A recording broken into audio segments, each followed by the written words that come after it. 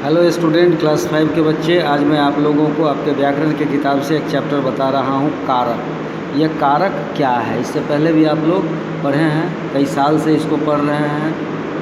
अभी आप 5 क्लास में हैं तो कम से कम 1 साल तो जरूर, 1-2 साल तो ज़रूर आपने पढ़ा होगा पिछले क्लास में।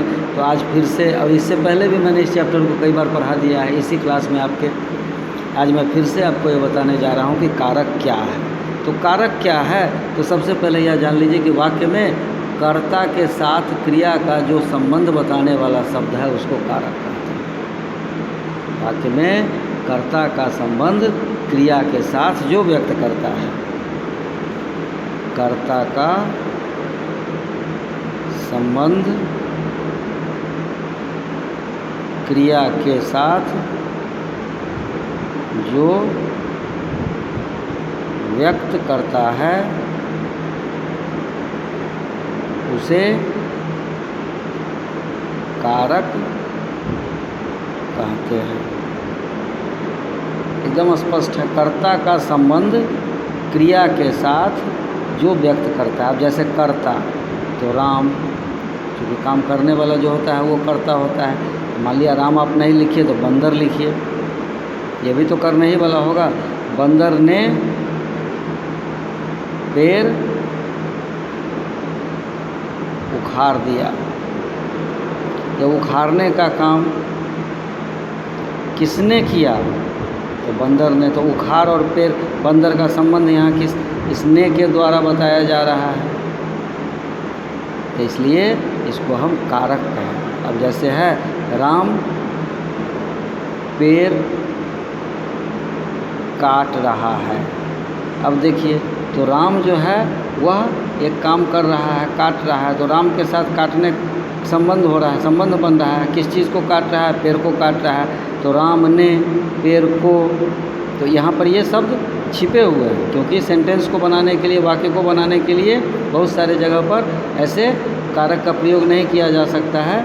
ये सब नियम है, बाद में बताया जाएगा। अभी तत्काल ये समझ लीजिए, सिर्फ समझाने के लिए बता रहा हूँ मैं आपको कि यहाँ पर जो कारक किसको कहा गया कि कर्ता का संबंध क्रिया के साथ जो व्यक्त करता है उसको हम कारक। अब इसके बाद इसका परसर्ग भी होता है, इसका चिन्ह होता है।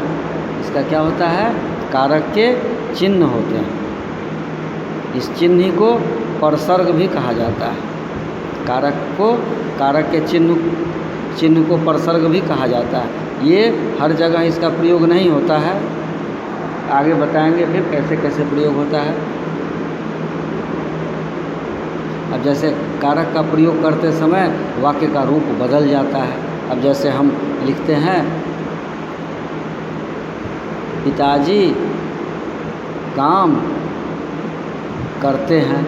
अब देखिए, तो इसका जब हम पिताजी काम करते हैं, इसको अगर हम कारक का रूप कैसे बदल जाएगा, इस वाक्य का रूप कैसे बदल जाएगा? जब इसको हम लिखेंगे पिताजी ने काम किया, क्योंकि कारक का प्रयोग करने पर रूप वाक्य का बदल जाता है। अब आते हैं हम इसके भेद पर।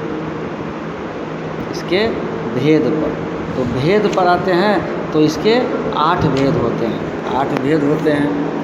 8 भेद में कौन कौन होते हैं? तो कर्ता, कर्म, करण, संप्रदान, अपादान, संबंध, अधिकरण और संबोधन। अब देखिए ये क्या है कि 8 भेद होते हैं। कर्ता, कर्म, करण, संप्रदान, अपादान, संबंध, अधिकरण और संबोधन। और अब बाकी इसको, इस सब के अलग अलग चिन्ह होते हैं। कर्ता का चिन्ह, यहाँ परसर्ग आप कहिए इसको, या तो आप इसको परसर्ग कहिए या फिर चिन्ह कहिए। या तो आप इसको परसर्ग कहिए या फिर आप इसको चिन्ह कहिए। तो इसको मैं कल आपको बताऊंगा।